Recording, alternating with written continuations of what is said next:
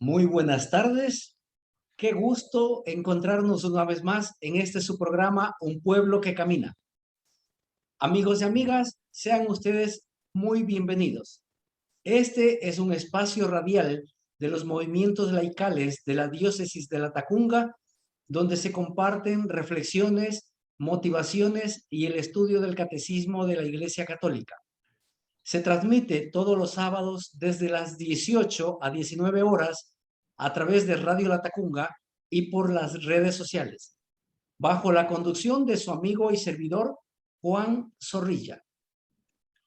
Hoy tenemos la presencia de Dora Jimena Vizcaíno Barreno, quien es misionera de Nuestra Señora de la Paz. El tema que vamos a tratar es Dios misericordioso y clemente. Agradecemos también de mucho corazón al señor obispo Giovanni Paz, al padre Guido Mise y a Radio La Tacunga, que hacen posible la transmisión de este programa sábado a sábado. Hermanadores, muy buenas tardes.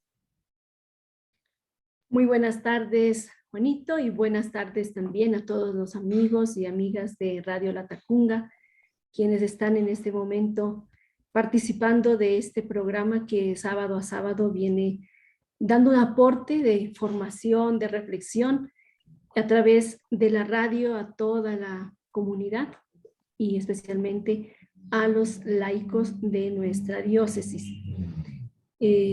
Bueno, yo soy Jimena Vizcaíno, ¿no? Soy ecuatoriana, cotopaxense, pugilense, una familia campesina, Pujilí, y desde muy temprana edad, cuando comencé a participar en los procesos de catequesis de mi comunidad aquí en la parroquia de Pujilí, empecé a descubrir esa novedad y el sentido de la fe en el seguimiento de Jesús.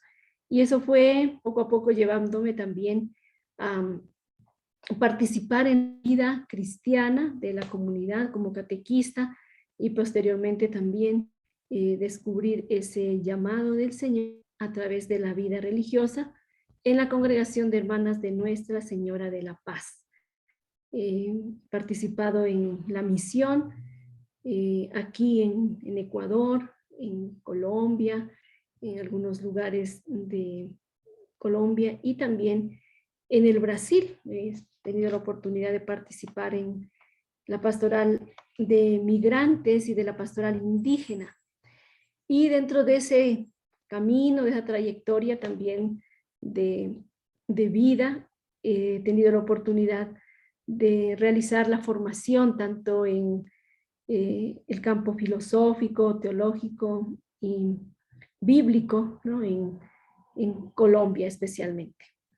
Entonces, bueno, agradezco por la invitación que se me ha hecho para participar y tratar de este tema tan bonito, tan interesante como es la misericordia de Dios. Muy bien, gracias. Hermana Jimena, cuéntenos algo de la comunidad Nuestra Señora de la Paz. Bueno, la Congregación de Nuestra Señora de la Paz es una comunidad de origen colombiano, fundada por el padre Juan Bernardo Sánchez Muñoz. Justamente tengo la foto de nuestro fundador allí detrás de la cámara. El sacerdote del clero secular de la Arquidiócesis de Bogotá, que es sensible ante la situación de violencia que se da de manera mucho más intensa en Colombia en la década de los 50, siente el llamado del Señor a servir de manera especial en la construcción de la paz, ¿no? A través de la evangelización nace la intuición en su parroquia. Él fue párroco de uno de los sectores marginados de Bogotá y allí nace esta intuición de fundar una comunidad religiosa para servir a los más necesitados, a los más pobres, desde esa perspectiva de ser signos e instrumentos de paz. Sería ese nuestro carisma. Perfecto. ¿Y cuáles son las actividades propias que realiza esta comunidad? Bueno, desde su origen, la comunidad ha estado muy vinculada a las actividades de la vida parroquial, ¿no? La formación de comunidad, la formación de seglares, catequistas, también ha estado en la parte litúrgica, animando la fe, y una de las actividades con que comienza la comunidad, sobre todo en Colombia, es la educación. Aquí en Ecuador estamos fundamentalmente en la pastoral parroquial, desde esta experiencia de misión. Tenemos aquí en la parroquia de Pujilí el acompañamiento a los catequistas, a las familias, a los servidores indígenas, y también formando la familia desde esa perspectiva de ser iglesia doméstica, desde el conocimiento de la palabra de Dios, desde la lectura de la realidad, y en esa dinámica de paz, ¿no? De ser constructores y constructoras de paz. Muy bien. ¿Cuántas aquí misioneras hay en el Ecuador aproximadamente de la comunidad suya? Aquí en Ecuador somos dos comunidades apostólicas. Una aquí en la parroquia de San Buenaventura de Pujilí, estamos 3 religiosas, y en Manabí, parroquia de Pico Asá, y hay 2 hermanas también que están prestando su servicio allí en la arquidiócesis de Portoviejo. Excelente. Muy bien. Si alguien quisiera pertenecer a su comunidad, ¿qué tiene que hacer? Bueno, sería un gusto, ¿no? Poder acompañar procesos de discernimiento de jóvenes que quisieran conocer tanto la vocación religiosa como también la vocación misionera, ¿no? Con nosotras. Tendría que ponerse en contacto con la parroquia donde pertenece y buscar la forma de encontrarse, ¿no? Con nosotras estamos en Pujilí, es fácilmente eh, podemos tener ese contacto, ¿no? Con las jóvenes, con los jóvenes, tanto para este acompañamiento eh, vocacional, digamos, ¿no? También como una vinculación a la obra de la iglesia, ¿no? Porque fundamentalmente somos parte de la iglesia y queremos fortalecer esa presencia ahora que el Papa nos ha motivado tanto a ir a donde muchos no van, ¿no? Tener esa sensibilidad de ser iglesia en salida. Entonces, pues sería una alegría muy grande, ¿no? Y a los que nos están escuchando, qué bonito que podamos ponernos en contacto con jóvenes y familias, ¿no? Que quieran hacer este camino. ¿Y esta comunidad es exclusivamente de mujeres? Las religiosas, sí, es una comunidad femenina. Tenemos en este momento un proceso de formación de laicos en donde están vinculados hombres y mujeres que están participando en la vida ya de la iglesia, ¿no? Pero desde este carisma propio nuestro que es de la paz. Entonces allí hay esa posibilidad también de los jóvenes, ¿no? De los varones. Y deben ser solteros, me imagino. Bueno, para ser laicos de la paz no necesariamente, ¿no? Son personas que están viviendo ya su misión dentro de la iglesia y pueden tener ya su familia, inclusive la familia puede ser como familia parte de este grupo de laicos. Sí, sí. Excelente. Entonces, ahí está la invitación para esta audiencia que quiera pertenecer, pues, a la comunidad de las misioneras de Nuestra Señora de la Paz. Así Bien, es. Muchas el gracias. tema que vamos a tratar hoy día es Dios misericordioso y clemente. Voy a dar lectura a una cita bíblica y luego avanzamos con el tema. El Salmo 103, en su numeral 8, dice: El Señor es compasivo y clemente, lento a la ira, rico en amor. El tema de hoy es Dios misericordioso y clemente. Hermana, ¿nos puede hacer una breve introducción al tema de hoy? Claro que sí, este tema que ya lo plantea el Catecismo de la Iglesia Católica, Dios misericordioso y clemente, es uno de los temas, yo diría, más profundos que toca con la identidad y la esencia de Dios, ¿no? De nuestra, porque en la definición que la misma Biblia, en el Evangelio y también en las cartas de Juan, dice quién yo soy, ¿no? Es Dios es amor. Y la característica del amor de Dios es justamente la compasión y la misericordia. Es un Dios que camina, un pueblo con una humanidad que muchas veces no está en consonancia con este amor de Dios, ¿no? A causa del pecado. Pero Dios insiste, ¿no? Constantemente en acogerlo sin abandonar su obra, su criatura, y siempre buscando salvar, ¿no? Desde la misericordia. Y aquí aparece como figura de toda la humanidad, esa dinámica de caída, de pecado, aparece el pueblo de Israel, ¿no? Abandonando muchas veces el proyecto de Dios, dejando a un lado esa alianza que hace con Dios, pero Dios siempre fiel, ¿no? Insistiendo, buscando la manera de conquistar nuevamente a su pueblo para que viva en comunión, ¿no? Con Él. Y ahí tenemos toda la historia de la salvación y nuestra propia historia de vida, ¿no? Donde hemos experimentado cómo Dios, en medio de nuestra flaqueza, en nuestra debilidad, nos rescata de situaciones que muchas veces nosotros mismos nos hemos buscado, pero Dios está dándonos siempre la mano, ¿no? Y eso va también a buscar y esperar Dios de nosotros. O sea, esa experiencia de Dios misericordioso nos hará también a nosotros misericordiosos con nuestros hermanos, ¿no? Esta experiencia que el buen samaritano nos comunica en el Evangelio, ¿no? Cómo compadecerse del caído, cómo compadecerse del que está herido y nos llama también a curar, ¿no? esas heridas.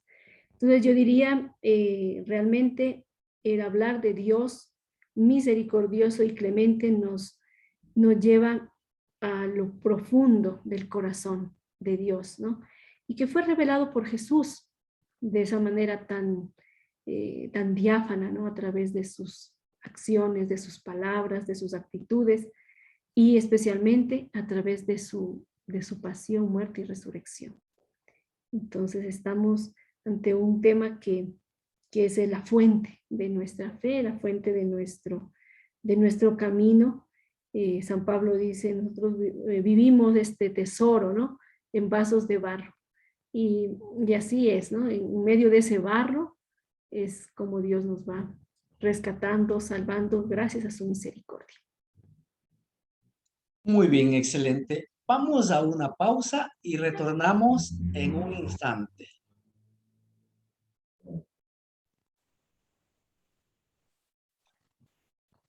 Seguimos en el programa Un Pueblo que Camina. Nuestra invitada de hoy es Jimena Vizcaíno Barreno, misionera de Nuestra Señora de la Paz. El tema que estamos analizando es Dios misericordioso y clemente.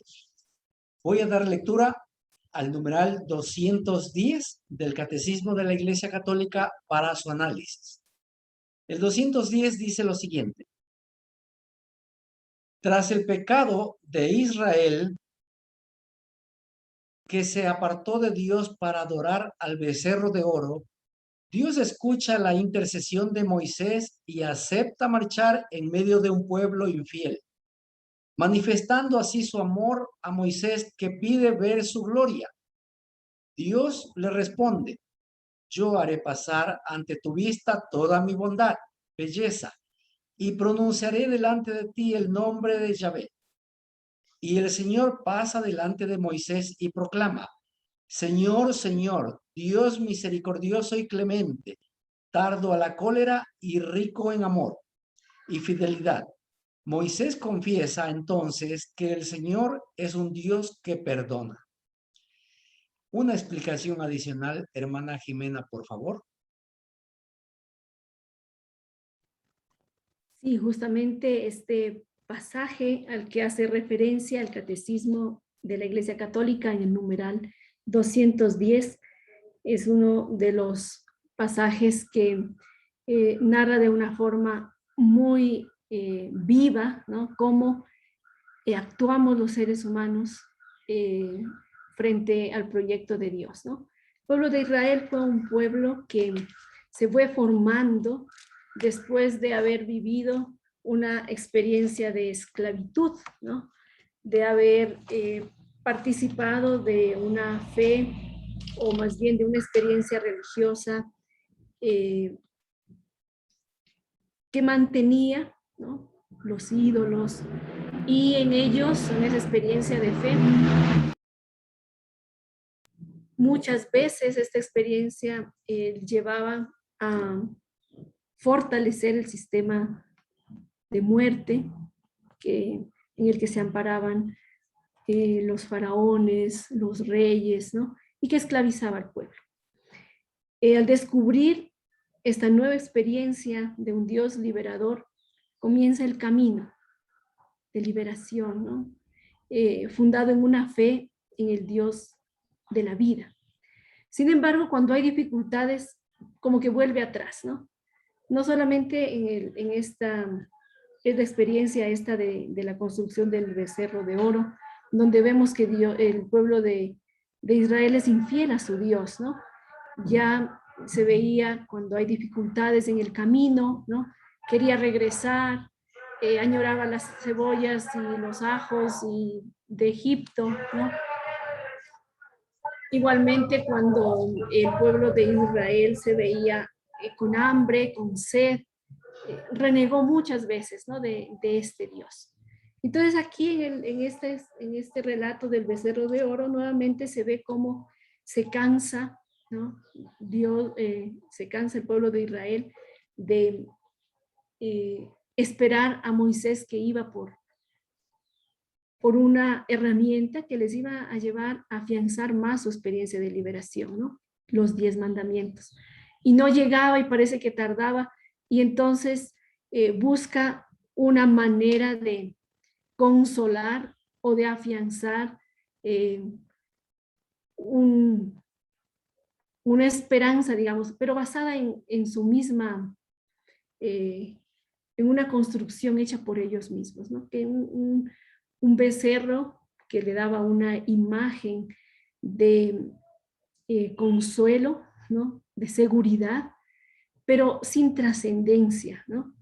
Y entonces es en donde viene toda esa situación tan triste, ¿no? De dejar, de abandonar esta esperanza en Dios y más bien poner su confianza en un becerro de oro, ¿no? O sea, volver a la idolatría, ¿no? Volver a poner su fe en algo que no iba a salvar, ¿no?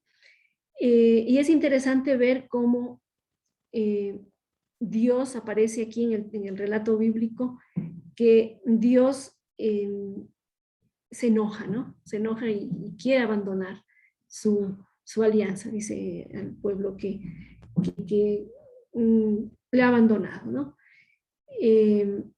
Ante esa decepción que tiene Dios, entonces intercede Moisés, diciéndole, Señor, tú eres clemente y misericordioso, ¿no? Y le recuerda lo que le ha prometido al pueblo. Incluso como que le dice, ¿qué van a decir, no? Los egipcios, ¿qué van a decir los otros pueblos de ti cuando se den cuenta que les abandonaste, ¿no? Que después de haberlos sacado de la esclavitud los abandonas ahora.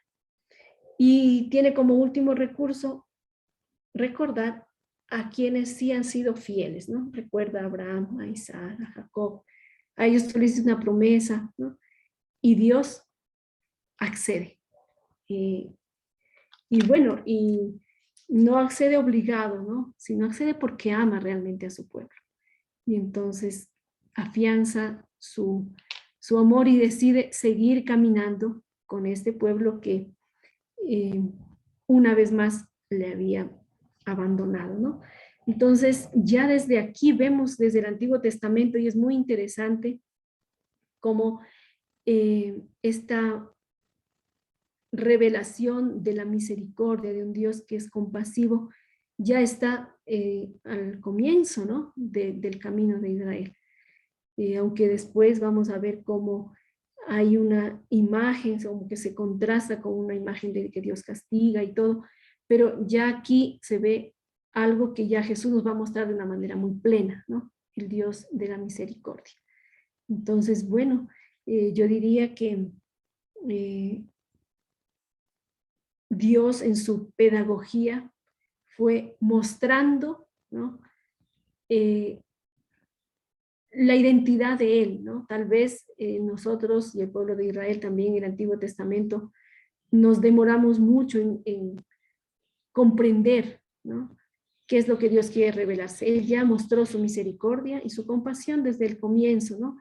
Y Moisés aparece ahí de una forma tan clara, ¿no? Con una experiencia como que es el primero que identifica que Dios es misericordioso y es compasivo. Y después, claro, como decía, en Jesús se va ya a quitar totalmente la duda, ¿no? de un castigador, y nos va a mostrar cómo lo propio de Dios es el amor, caracterizado en la miseria y en la compasión. Perfecto, gracias. Yo tengo una pregunta. Moisés lidera la liberación del pueblo israelita. Intercede ante Dios por el pueblo. Pregunto, ¿Moisés es prefigura de Jesucristo? En la carta a los Hebreos, ¿no? En el capítulo 1, en el versículo del 1 al 2, se nos dice que de muchas maneras, de diversas formas, Dios habló a su pueblo, ¿no? Dios habló a través de los profetas, habló a través de los acontecimientos. Y aquí podemos ver justamente en Moisés cómo Dios habló a su pueblo, mostrando lo que quería mostrar, ¿no? Realmente Moisés en su persona, en su misión, en su vocación como liberador, está revelando en el Antiguo Testamento el rostro de un Dios que en su plenitud la va a mostrar Jesús, ¿no? En ese sentido, podríamos decir, ya va prefigurando lo que Jesús viene a anunciar, ¿no? Ya nos está dando unas pistas, ¿no? Ya en el Antiguo Testamento, y es muy, muy bonito cómo el Nuevo Testamento va a unir la misión de Jesús con la misión de Moisés, ¿no? Van a estar muy, muy unidos. Recordemos el relato de la transfiguración, ¿no? ¿Quiénes están con Jesús en el monte de la transfiguración, ¿no? ¿Quiénes están al lado conversando? Está Moisés y Elías, ¿no? Entonces, claro que hay una ligación muy, muy interesante y muy clara entre Moisés y Jesús. Gracias. El pueblo de israelita se impacientó ante la demora de Moisés en el monte Sinaí y se hacen un Dios falso a quien adoran.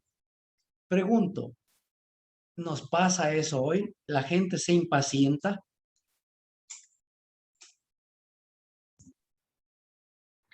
Eso nos ha pasado, nos pasa, yo creo que nos pasará, porque aunque tenemos la Biblia, aunque tenemos tantas evidencias, tantos signos, como nos decía en estos días la liturgia, ¿no? De la manifestación de Dios, nos habita también el pecado, ¿no? Y el pecado nos hace muchas veces olvidar lo que ya Dios nos ha ido mostrando, ¿no? Porque tiende a encerrarnos en nuestro propio yo, en nuestro propio egoísmo, y volvemos a sistemas personales o estructurales de esclavitud, ¿no?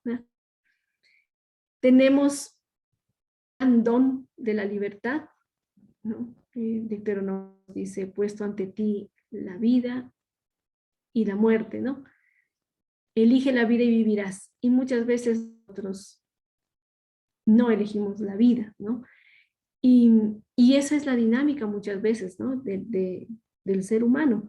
Y a pesar de que tenemos evidencias, a pesar de que tenemos tantas muestras del amor de Dios, de su fidelidad, nosotros cuando Dios no actúa cuando queremos o del modo que nosotros queremos, entonces pasa eso, ¿no? Pero, el horizonte, perdemos la fe, perdemos la paciencia, a prueba, ¿no? Pensamos que Dios no nos escucha, cuando tal vez es posible que nosotros estemos pidiéndole a Dios algo que no va en sintonía con la voluntad de Dios, sino más bien con nuestro propio ego, ¿no? Entonces, lamentablemente, nunca aprendemos de lo que ya hemos vivido, ¿no? Pero bueno, Dios sigue insistiendo, Dios seguirá llamándonos, Él seguirá buscando una brecha, ¿no? Por donde Él pueda orar para salvarnos de esas situaciones. Nosotros buscamos seguridades y eso es lo que nos desfasa, ¿no? De ese proyecto de Dios. Entonces, bueno, creo que en la medida en que nosotros fortalezcamos la lectura de la Biblia, la formación en la Biblia, la oración, ¿no? Estaremos más atentos para que ese proyecto de Dios se haga vida en nosotros, ¿no? Y que no perdamos la fe, ¿no? Pues no perdamos la confianza en que a veces tarda. Hay una frase, ¿no? Que he escuchado también, ¿no? Que Dios tarda pero no olvida, ¿no? Y bueno, Dios nunca nos olvida y puede tardar porque las cosas tienen que darse de esa forma, tal vez, ¿no? Tal vez necesitamos tiempo para ir purificando. Los santos hablan de la hora de Dios también, ¿no? Que no es cuando nosotros queremos, sino cuando Dios quiere, ¿no? Se habla del kairos, es el tiempo de Dios. El tiempo de Dios es perfecto y no cuando nosotros lo esperamos, tal vez a nuestro modo. Muy bien. En este numeral que acabamos de leer, podemos observar que Dios acepta ir junto a un pueblo infiel y pecador, solo por amor. Esta actitud de Dios se mantiene hasta hoy porque el Espíritu Santo guía a la iglesia hasta la verdad plena. Dios mantiene su esencia, ¿no? O sea, Dios no va a cambiar. Y la esencia de Dios es que ama, crea, salva, rescata, ¿no? Su acto de creación, ¿no? De distintas maneras, siempre esa es su esencia, ¿no? Dios está siendo o de esa forma, o sea, no puede ser distinto, ¿no? Si no dejaría de ser Dios, ¿no? Entonces, eso no va a cambiar, ¿no? Tal vez cambie nuestra capacidad de comprender ese obrar de Dios, ¿no? Y es lo que el pueblo de Israel también fue descubriendo poco a poco, ¿no? Cómo obraba Dios, ¿no? En principio, por ejemplo, el pueblo de Israel pensaba que es un Dios liberador de Israel, es un Dios de ese pueblo y era un Dios excluyente. Pero vienen otras experiencias, por ejemplo, la experiencia del destierro, en donde se da cuenta que Dios no estaba solamente allá en Israel, sino que también está en el destierro, ¿no? Entonces no es un Dios que se queda ubicado en un lugar geográfico o en una cultura, sino que es universal. Entonces va creciendo la conciencia de un Dios de toda la humanidad, ¿no? De ahí salen los relatos de la creación, por ejemplo, ¿no? Entonces, esa conciencia, o sea, nosotros somos los que tenemos que ir ganando en conciencia de ese amor de Dios, ¿no? Pero Dios siempre será igual, siempre, ¿no? Él no va a cambiar en su misericordia, en su ternura, en su compasión. Muy bien, gracias. Vamos a una pausa y retornamos en un instante.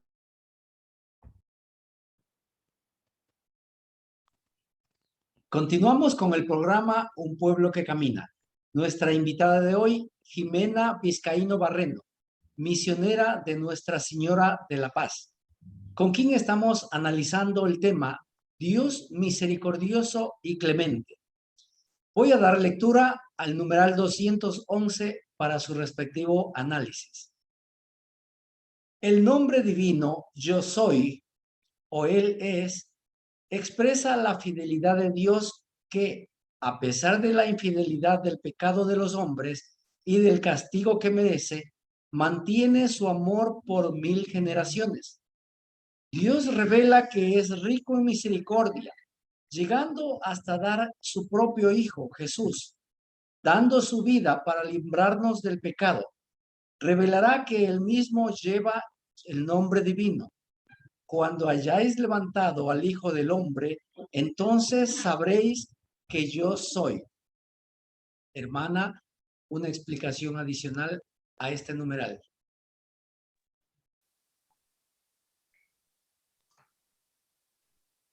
El pasaje de el Éxodo capítulo 3, ¿no? En el versículo 14 al versículo 15, donde se revela, ¿no? Dios le revela a Moisés su identidad, ¿no? Yo soy, le dirás que yo soy te ha enviado. En algunos análisis que se hace desde la lingüística de la exégesis también se dice que este verbo yo soy también es un verbo de yo estoy, ¿no? Y más adelante en el versículo 18 va a decir yo estoy, o sea, utiliza esos dos verbos, ¿no? Es decir, es un Dios que es esencia de vida, de existencia, pero también de acción, ¿no? Y una acción que acompaña a su pueblo. Entonces, el presentarse un Dios clemente y misericordioso, en su identidad nos está diciendo, así es el obrar de Dios, ¿no? Y es, como ya decíamos anteriormente, es una identidad que va a mantenerse por siempre, por toda la eternidad, ¿no? Un Dios que siempre obra misericordiosamente, ¿no? Siempre obra de manera, no de una manera humana, ¿no? Que obro, amo al que me ama, ¿no? En respuesta a al amor de los otros, sino obra así porque Él, aún en medio del pecado, en medio de la infidelidad del pueblo, Él está caminando con su pueblo, siendo siempre así, ¿no? Este es el Dios de la Biblia, el Dios de Jesús, ¿no? Y como la palabra misma la dice, ¿no? Es este Dios que se revela a Abraham, ¿no? A Isaac, a Jacob, y que no solamente en la tradición cristiana, sino que es el que se revela en todas las experiencias también religiosas, ¿no? Como decía, de una manera progresiva, de una manera simbólica también y de acuerdo a la realidad y a las culturas, ¿no? Entonces también hay experiencias en otras culturas y en otras religiones donde Dios o la conciencia del pueblo ha ido descubriendo esta identidad de Dios misericordioso, ¿no? Habrá otras experiencias de Dios que habría que purificar, ¿no? El mismo pueblo de Israel tuvo que ir purificando y Jesús vino a ayudar a purificar, ¿no? Ese Dios de la retribución, ¿no? Entonces un Dios que si me va bien es porque Dios me ha bendecido, ¿no? Y si tal vez por algunas circunstancias no me va bien es porque Dios me está castigando, ¿no? Todo eso hubo que purificar, ¿no? Jesús tuvo que ir limpiando esa concepción de la retribución, ¿no? Por el Dios de la misericordia. Excelente. Como Dios camina junto al pueblo, junto a nosotros, debemos entender que la confianza absoluta es solo para Él. Y tenemos que rechazar la confianza que se le pone a los horóscopos, a la astrología, a la quiromancia, a los adivinos que adivinan la suerte, entre otros. Sí, creo que como consecuencia lógica de una fe en un Dios encarnado, en un Dios que camina con nosotros, estaría esto, ¿no? Pero también vemos cómo esa conciencia mágica, ¿no? O esa conciencia, digamos, utilitarista, ¿no? De la fe. Entonces yo creo, pero no en un amor de un Dios que gratuitamente que se me da, ¿no? Sino creo porque voy a tener voy a tener un premio, porque quiero un milagro, ¿no? Y así como pensamos en Dios, entonces también esperamos de estas otras experiencias que se dan, ¿no? Que espiritistas, bueno, la astrología, la magia, ¿no? La quiromancia, como se acaba de decir también. Entonces, creo que esta fe, ¿no? Un poco sincretista, ¿no? Porque muchas personas creen en Dios, pero también tienen esas prácticas, ¿no? Tendría que ser realmente una fe purificada, ¿no? Confrontada y discernida. La fe en el Dios de la vida, en este Dios misericordioso, tiene que ver con la vida concreta, ¿no? Tiene que ver con el discernimiento y cómo descubrir, ¿no? A este Dios y cómo permitir que Dios obre, no de una forma mágica, sino Él obra y obra milagros realmente a través de nuestras propias vivencias, ¿no? Pero para eso tendremos que escucharlo también, ¿no? Así como Dios dice, he escuchado el clamor de mi pueblo y he bajado a liberarlo para obrar, ¿no? Igualmente tendríamos que nosotros darnos el espacio de escuchar en nuestro corazón que nos está hablando en la vida cotidiana, ¿no? Y leer los hechos, porque Dios está actuando, no necesitamos acontecimientos extraordinarios para que Dios obre, sino que Él está obrando en la vida, ¿no?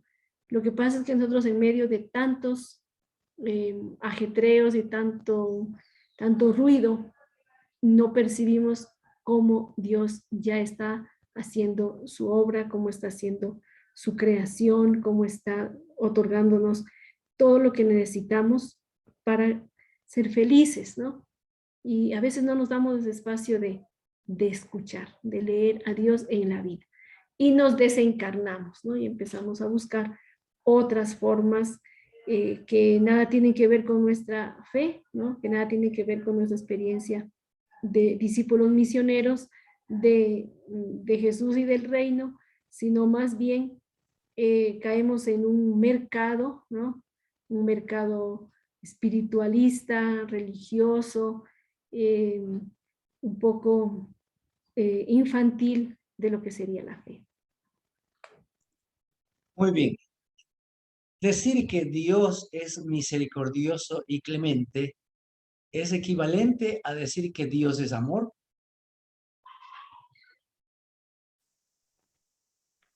Es equivalente, ¿no? O sea, la característica del amor de Dios, o más específicamente, ¿no? ¿En qué consiste el amor, diríamos, ¿no? Dios es amor, ¿pero qué consiste? Entonces es en la misericordia, en la ternura y la compasión, ¿no? Para ser más claros, digamos, ¿no? Para ser más exactos, entonces, la primera carta de Juan que nos dice, ¿no? Dios es amor, define, digamos, ahí el concepto, ¿no? El concepto y la experiencia de Dios. Sí, es el Dios de la paz, el Dios de la vida, ¿no? El Dios de la no violencia, es el Dios que se abaja, que se hace pequeño, que se hizo un niño, ¿no? En el pesebre, y, y desde allí él derramó todo su amor, ¿no? Entonces, creo que estos dos numerales del catecismo de la Iglesia Católica nos están enfatizando en eso, ¿no? El amor de Dios es un amor eh, revolucionario en ese sentido, ¿no? El amor de Dios es un amor gratuito, ¿no? Que no espera retribución ni recompensa, ¿no? Y es un amor del perdón, ¿no es cierto? Y eso diríamos, bueno, ¿y qué pasa entonces frente al mal, ¿no? Dios no va a castigar, ¿no es cierto? Bueno, no sabemos, sabemos que Dios es misericordioso y que también las obras que hacemos, no es que las obras que nos alejan de Dios, Dios nos va a castigar por ello, sino esas mismas obras son las que somos nosotros mismos, ¿no? Los que nos negamos la posibilidad de experimentar el amor de Dios. Y eso es lo que nos dice Jesús, ¿no? Yo no he venido a condenar al mundo, sino a salvarlo. Pero ¿quiénes se condenan por sus propias opciones, ¿no? Por no aceptar ese amor de Dios? Yo creo que eso es lo más triste, ¿no? El rechazar ese amor de Dios que es misericordia. Muy bien. Muchas personas dicen que el Dios del Antiguo Testamento era castigador y sacan pues lo del diluvio, Sodoma, Gomorra, la caída y el destierro de los reinos, entre otras. Pregunto, ¿el Dios del Antiguo Testamento y Jesucristo, el Dios del Nuevo Testamento, son el mismo? Pero como decía antes, ¿no? Es el Dios nunca cambia. O sea, el Dios de la creación, el Dios del éxodo, de la liberación, el Dios que caminó junto a su pueblo en el destierro, el Dios de los profetas, es el mismo, ¿no? Y el Dios de Jesús, o sea, es el mismo Dios. Lo que se ha venido a lo largo de esta historia de salvación es mostrando de una manera gradual, ¿no? Progresiva, pedagógica, algo más, ¿no? Algo más. Y claro, en su plenitud nos muestra Jesús el rostro de Dios, ¿no? Jesús es el rostro de Dios y nos muestra un Dios que es papá, ¿no? Que es compasivo, que es tierno. Pero ya desde el Antiguo Testamento, toda la Biblia nos va a hablar de ese mismo Dios. Lo que pasa es que en la conciencia, ¿no? Yo nuevamente voy a referirme a esto, ¿no? La conciencia nuestra, de los seres humanos, va descubriendo poco a poco esa identidad de Dios, ¿no? Y lo va haciendo y va plasmando, ¿no? La Biblia va plasmando de acuerdo a esa conciencia, de acuerdo a esa experiencia, eh, esos relatos. Entonces, claro, tenemos relatos de castigo, ¿no? Porque en la conciencia del pueblo está en que sí hubo una acción o un pueblo que se alejó, ¿no? Entonces viene el castigo, ¿no? Dios va a castigar, porque se evidencia que se obró mal y viene un acontecimiento que va afectar, ¿no?, grandemente la vida del pueblo, ¿no? Por ejemplo, podemos ver ahí toda la historia del destierro, ¿no? Cuánto hablaron, anunciaron, denunciaron los profetas a los reyes de la infidelidad, ¿no? Y si siguen así, miren lo que les va a pasar, ¿no? Miren lo que les va a pasar. Y efectivamente, hubo tanta infidelidad, llega Babilonia, acaba con todos, ¿no? Entonces, claro, la lógica, digamos, no es que Dios castigó al pueblo y lo llevó por su infidelidad, ¿no? Pero lo que se ve es que en el destierro Dios está con él, ¿no? Está con el pueblo, o sea, no le abandonó, nunca le abandonó. ¿Quién le abandona? Es el pueblo, ¿no? Y por ese abandono vienen las consecuencias, ¿no? Lógicas. Pero claro, ¿a quién se le atribuye, no? A Dios que Dios obró de esa manera. Es decir, pero se va avanzando en la conciencia, ¿no? En la conciencia de ya el mismo Job, ¿no? El mismo Job cuando todo mundo le dice, usted hizo algo malo, por eso Dios le castigó, ¿no? Acuérdese que algo malo usted dice, pero no, yo no tengo conciencia de eso, ¿no? Y al final Dios le da la razón y dice, es verdad, tú no hiciste nada malo, ¿no? O sea, no hay nada, no hay castigo, ¿no es cierto? Y después se ve como Dios le retribuye, bueno, todo lo que había perdido, ¿no? Pero ya en Job se ve la conciencia, un avance en la conciencia de que Dios no es un Dios de la retribución, ¿no? Y así, ¿no? Poco a poco vemos como hitos importantes en el pueblo de Israel, ¿no? En el libro de Oseas también, ¿no es cierto? A pesar de que el pueblo se ha prostituido, Dios está allí al lado, o sea, no le abandona, ¿no? Y así se mantiene la actuación de Dios.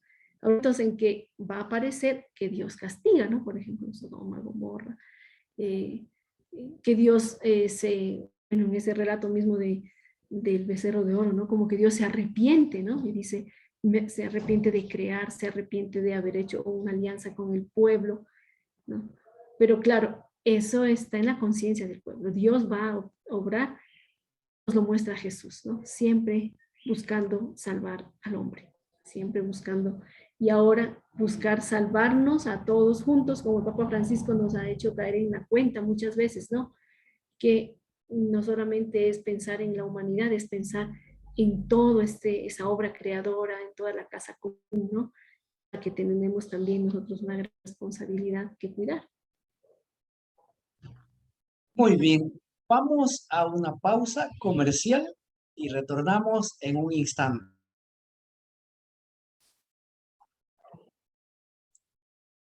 Continuamos con el programa Un Pueblo que Camina.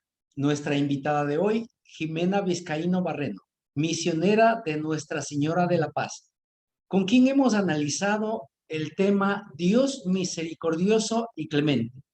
Estamos ya por la parte final y vamos a tratar otros temas de la iglesia. Por ejemplo, se está desarrollando la Asamblea Eclesial de América Latina y del Caribe. ¿Qué información podría darnos al respecto, hermana Jimena? Sí, el Papa Francisco hizo esta convocatoria a toda la Iglesia de América Latina y el Caribe desde el año pasado, desde 2020, cuando los obispos del CELAM le preguntaron si ya sería el tiempo para hacer una nueva conferencia episcopal, ¿no? Ya habían pasado 14 años desde la última que se realizó en Aparecida, en el Brasil, en el año 2007. Y el Papa le dice, todavía tenemos que vivir Aparecida, ¿no? O sea, aquello que el Espíritu Santo mostró, inspiró de los llamados a la iglesia latinoamericana, todavía no se ha agotado, ¿no? Tenemos que seguir ahondando, seguir viviendo y seguir plasmando en el contexto actual. Entonces, él convoca no a una asamblea episcopal, ¿no? Sino a una asamblea eclesial. La asamblea episcopal sería con la participación fundamentalmente de los señores obispos, ¿no? Algunas personas, peritos en algunos temas, invitados. Cuando hablamos de asamblea eclesial, es todo el pueblo de Dios, ¿no? Toda la iglesia, laicos, sacerdotes, religiosas, religiosos, obispos, cardenales, todos sintiéndonos pueblo de Dios. Y en el mes de febrero, él da ya apertura al proceso de preparación de la asamblea a través de un proceso que el CELAM lo llamó proceso de escucha. Ese proceso fue desde abril hasta agosto de este año, en donde a través de una plataforma virtual se fueron recogiendo la participación de las iglesias, de las comunidades, de los grupos, a través de foros, a través de la encuesta, ¿no? Con temas sobre la realidad, sobre los desafíos que nos deja esta realidad y también propuestas concretas que nace del pueblo de Dios y que serán llevados a la asamblea. Desde el mes de agosto, digamos, de noviembre ya, hasta el mes de octubre se está en un proceso que se llama discernimiento, ¿no? Ya recogiendo todos los aportes de todos los grupos, de las comunidades, las iglesias. Para en el mes de noviembre realizar la asamblea, ¿no? La asamblea va a ser desde el 21 al 28 de noviembre en forma presencial en México, pero con poquísimas delegaciones de los países a causa también de la situación de la pandemia. Se hará a nivel virtual unas conexiones para que en cada país haya una representación y una participación, ¿no? Virtual. Y como decía, lo que quiere el Papa Francisco y lo que quiere la Iglesia latinoamericana es que volvamos a retomar y releer Aparecida en este nuevo contexto que estamos viviendo. Es un contexto de pandemia, es un contexto político diferente, es un contexto social y económico también bastante complejo. Entonces, en este contexto, ¿qué nos dice a nosotros el Señor? A nuestra misión como discípulos misioneros, ¿no? Y el lema de la asamblea es justamente ese: todos somos discípulos misioneros en salida. Y lo que queremos es juntos ver cómo tendríamos que vivir esta misión, ¿no? Y este discipulado misionero juntos, como pueblo de Dios. Entonces, bueno, estamos orando, esperamos que todos nosotros en nuestras comunidades sigamos orando por la asamblea para que el Espíritu Santo, como decíamos antes, que ha acompañado y que nos muestra realmente quién es el Padre y cuál es su voluntad, también ilumine este acontecimiento que la Iglesia va a vivir en el mes de noviembre. Muy bien, gracias. También tenemos otro acontecimiento que se está desarrollando en la Iglesia, que es el Sínodo 2021-2023. ¿Qué podemos decir al respecto, hermana? Bueno, digamos que van de la mano, ¿no? Van de la mano. La Asamblea Eclesial de América Latina y el Caribe es una asamblea local, ¿no? También necesita o requiere la participación de todos, y el sínodo ya sería a nivel mundial, ¿no? A nivel universal. Entonces, bueno, el sínodo, pues la palabra sínodo significa caminar juntos, ¿no? Sin es juntos, jodos en es camino. Entonces es un caminar juntos, el estar de la mano, ¿no? Y la iglesia, fundamentalmente eso, ¿no? Es comunidad, donde se vive la comunión, la participación, la misión. Y por eso el Papa es el que convoca el sínodo, porque él quiere que toda la iglesia participe, ¿no? Quien convoca normalmente este sínodo, quien tiene la potestad, digamos, de convocar un sínodo es el Papa, y de acuerdo a los temas que él ve urgentes que se puedan y que se deban realizar a nivel eclesial. Generalmente han participado los obispos, ¿no? Pero este sínodo es un sínodo que el Papa ha pedido que tengamos participación todos. Justamente el tema es sobre la sinodalidad, ¿no? Un sínodo sobre cómo vivir la sinodalidad, ¿no? No solamente un sínodo como acontecimiento puntual que se va a realizar en el 2023, sino como una manera de ser iglesia, ¿no? Una iglesia sinodal, una iglesia de comunión y participación. Entonces, bueno, estamos ahora en una etapa que también es una etapa de escucha sinodal, ¿no? A través de unas preguntas que se van a hacer también en las comunidades, en los grupos, en las diócesis, y poder hasta el mes de abril llevar los aportes, enviar los aportes para que con eso ya se vayan trabajando otros elementos, profundizando, elaborando un material que se llama material de trabajo, ¿no?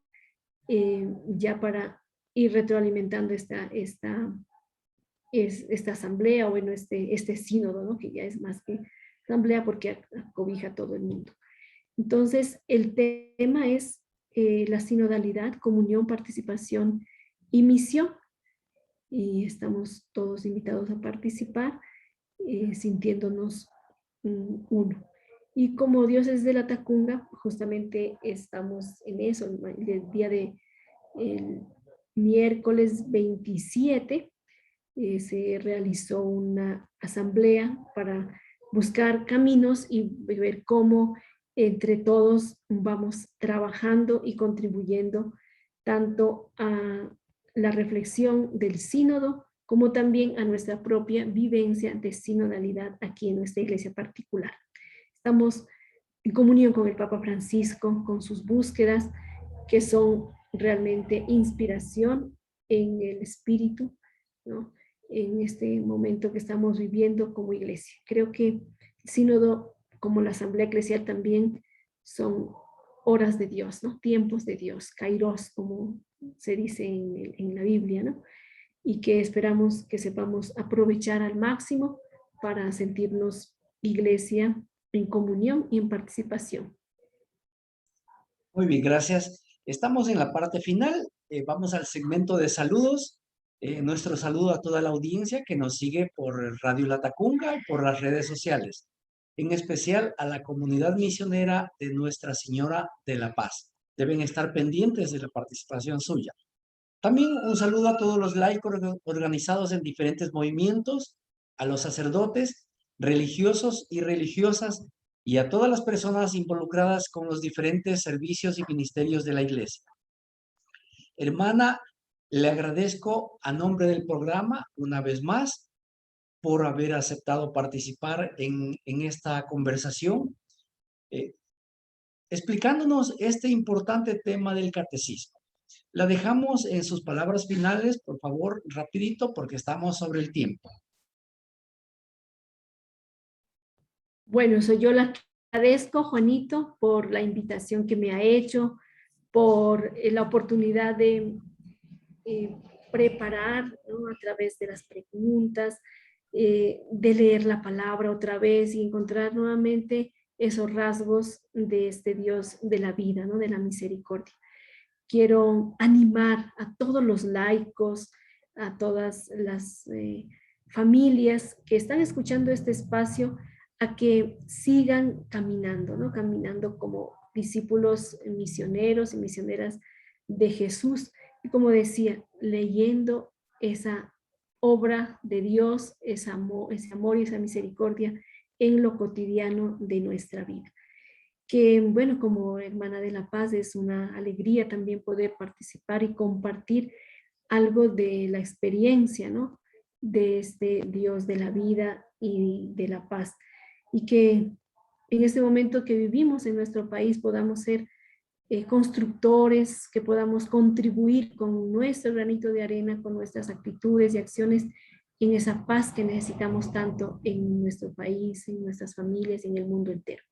Muchas gracias, un saludo a todos y que Dios les acompañe y la Virgencita les cubra con su amor. Gracias a usted nuevamente. Le recordamos a nuestra audiencia que estas entrevistas quedan grabadas en la página oficial del Facebook de Radio Latacunga. También las pueden encontrar en la página de YouTube del Consejo de Pastoral San Vicente Ferrer La Manada. Es un material que sirve para aprender muchísimo sobre la fe católica. La próxima semana estaremos en un nuevo programa con un nuevo invitado a esta misma hora. Por favor, no deje de seguirnos. Muchísimas gracias y muy buenas noches. Muchas gracias. Dios les bendiga.